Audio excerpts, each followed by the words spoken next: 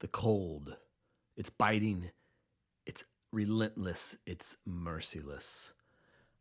I never really have shared my full story with the cold, and I wanted to take just a moment and let everyone understand what my journey has been with the cold and why I am pursuing and utilizing the cold on an often daily basis with my personal routines and my personal walk. When I was 18 years old, I had joined a technical rescue team. We were in the Upper Peninsula of Michigan in January. There was about 3 foot of snow on the grounds, and it was my first exposure to the real cold. And we were going to do a what was called a snake walk, and we were tied together with about 10, 15 guys. Front to back, we're tied together with about a foot and a half between us, so that we couldn't. Somebody fell behind, they would get dragged or whatever. You couldn't break apart from the group, and we were competing against maybe 10, 12 other teams of 10 or 12 men, and we were going to run this race, and it was a probably a 3 or 4 or 5 mile race through the snow, through hills, on flat level, through water, the whole thing. Well, I had never been in cold like this before, and I didn't know how to dress. And the plain and simple fact is, I wore about 12 layers of clothing, and I had my t-shirt, then a thermal, then a sweatshirt, then a coat, then another coat, then the scarves and the outer layers. And essentially, I dressed way, way, way inappropriate, because as soon as I started moving about a mile and a half in, I started sweating. And of course, the sweat had nowhere to go. And of course, anyone that knows anything about hypothermia and about the cold realizes that that was completely inappropriate attire to wear for a physical exertion, even though the temperature was -10, -20, -30 degrees. And we did this at night. And so the temperature definitely dropped. Well, about a mile and a half, 2 miles in, I collapsed. I was in the very back of the line, and I started getting dragged, and they stop, and I was analyzed and basically had hypothermia at that point, because the sweat had accumulated. My body temperature dropped to about 95, and I couldn't function. I got put in the ambulance and had to get warmed back up. And that was my first exposure to the cold. And about a year and a half later, I was in Florida, and again, cooler months. We're doing a dive trip. I was training with the Miami-Dade Police Department for scuba diving with our special response diving program, and one of my buddies forgot his wetsuit. And so, of course, I had a Farmer John, which was the lower part and the upper part, 7.5 mils on the lower, 7.5 mils on the upper. But over your midsection, you'd have about 15 mils of your neoprene dive suit. Well, with him not having a dive suit, I, of course, volunteered. Oh, you can have half of mine. So I took I believe it was the upper. So it's kind of little shorty shorts that went down, but my legs weren't covered, and he gave him the bottom portion of the wetsuit. Well, about 30, 40 minutes into this dive, and the water was 50 degrees, I started getting disoriented. I'm under the water 20, 30, 40 feet. We're doing tactical dive drills with grids, trying to find recovered weapons and the whole thing. And I start spinning. And actually, I pull off my gloves, I pull off my hoodie. And my dive partner looks at me, and he kind of signals like, everything okay? And I'm like, oh, yeah, everything's great. Well, we kind of can keep going. And I start swimming in circles, upside down, making these like little loop-de-loops. Of course, he's smart enough to realize that something's not right with David. Signals would go up, and we surface, and I kind of swim underneath this um, dock, that's wooden dock that was floating in the water, and I'm underneath it, and I just start crying, and I didn't realize at the time, but again, my body temperature had dropped to well below 96 degrees, 95 degrees. And so they pull me out. They get the lieutenant to come over, and they get me out of the water. They take my temperature. I've got hypothermia a second time in less than 2 years, and stick me in the cold the sauna type area to warm me up. And I stay in there for about an hour and try to get my body temperature to rise. And that was, again, when I was 19 years old. I'm now 42, and it wasn't until about a year and a half ago that I couldn't walk from my front door to my car in the middle of the winter without getting shivers, without getting cold, without becoming so cold in here. I got to handle it. And so my body, as everyone knows, when you catch hypothermia, it becomes very, very susceptible to hypothermia another time. And then, of course, I did catch it a second time because my body was not as protective against the cold. I hadn't done any training, any cold exposure therapy, anything like that. And so I caught hypothermia again when I was 19. Fast forward 20 years, I'm 39 years old, 40 years old almost, and I have a men's retreat that I'm going to go to in the upper, no, not the Upper Peninsula, but it was going to be in Maine in January. And the leader there, Kohar Lan, uh, tells me, "Hey, David, you should come to this retreat. We're going to do an ice plunge in the river." And I'm like, "Oh, hell no, that will never happen." I was like, "I haven't been in the cold. I'm deathly afraid of the cold. I can't handle the cold. There's no way in God's green earth or God's white earth with all the freaking snow that would be on the ground that I would potentially get into a frigid river and sit in the cold." I said, "It's just not going to happen." And this was in August. And he's like, "Okay, David." He said, just do me a favor. Would you sit with this and just think about it?"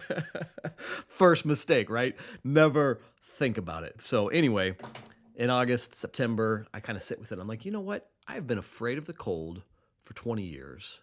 The cold has controlled me. The cold has dominated me. The cold has made me its slave because I can't handle it with my body. And I went, you know what, Co?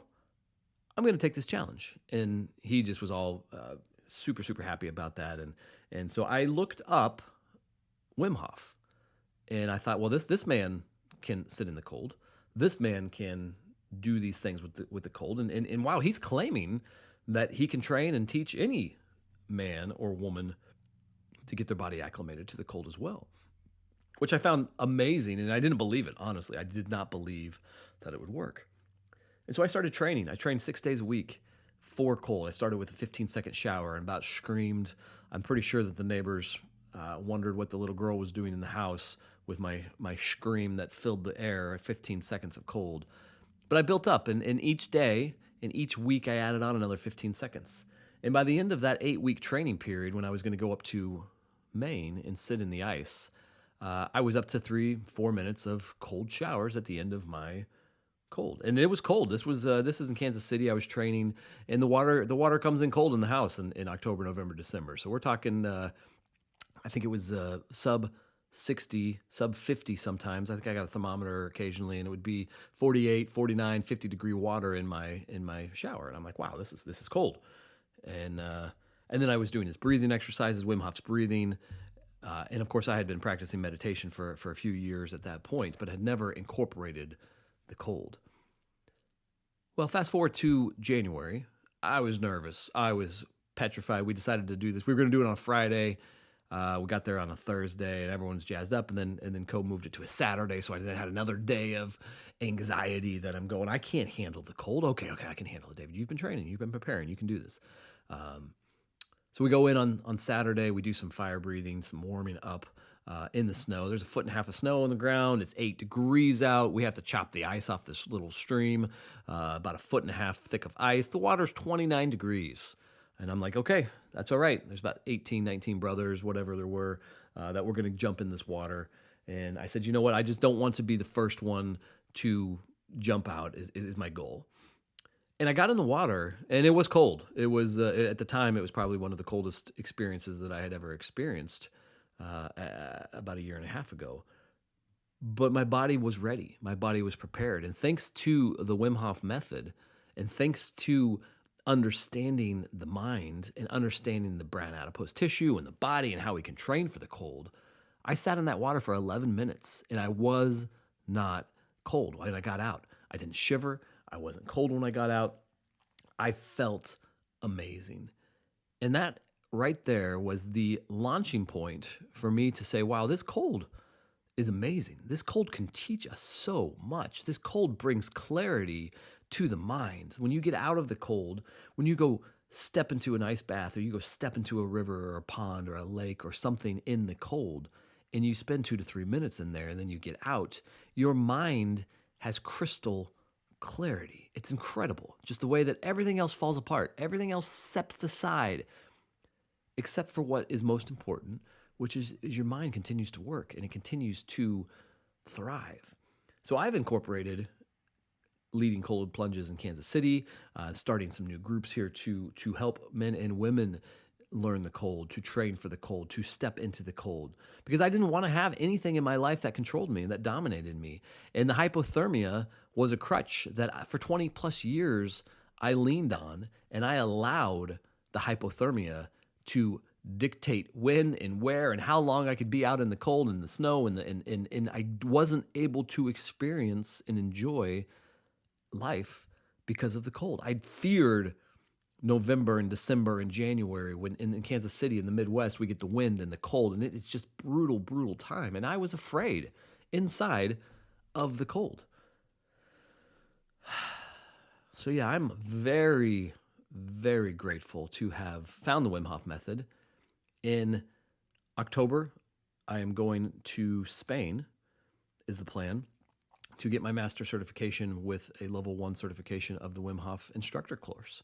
And that is just, I mean, to think about 2 years ago, the opportunity that I would potentially be leading people with breath work and with the cold and with the ice and with the mind is in a whole different stratosphere of thinking, because I was afraid. I was the guy that would cower inside by the fire with 12 coats on in the house while everyone else would be outside. And it wasn't this made up thing, but I just could not handle the cold. And it's really, really, really driven home that our mind is so powerful. And yes, our body has to get trained. And no, I couldn't just go sit in a 29-degree river with 15 guys if I had not prepared. I would have re-sparked the hypothermia. But by taking the steps and putting a program and protocols in place that the Wim Hof method has shown, I was able to conquer that fear of the cold. I was able to overcome it. I was able to transform the fear into a strength. And now, yes, I don't like the cold. There's no part of me that says, oh, I want to get in the cold. But I get in the cold. And I'm the first one to get in the cold when I'm with a group, because I want to show that if I can do it, and I'm nothing special. I'm just a guy, an average Joe from the Midwest that freaking had hypothermia twice when I was younger and feared and dreaded the cold. And if I can do it and I can train my mind to overcome this obstacle and this hurdle and let my body become a firehouse in and of itself, you can do it. Anyone can do it. So that's what I wanted to just stress, was that no, it has nothing to do with our physical limitations, because our mind is infinite. God created our mind. God created the spark that flows from the top of your head, your crown, all the way through your body, down through your throat and your heart and your chest and your stomach, all the way down to the bottom of your spine. And research has been coming out and showing and proving the spinal fluid and all of this stuff is the source of life that flows through us.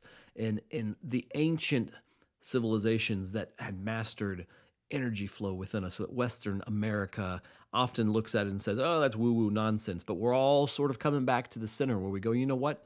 There's a lot of truth in this.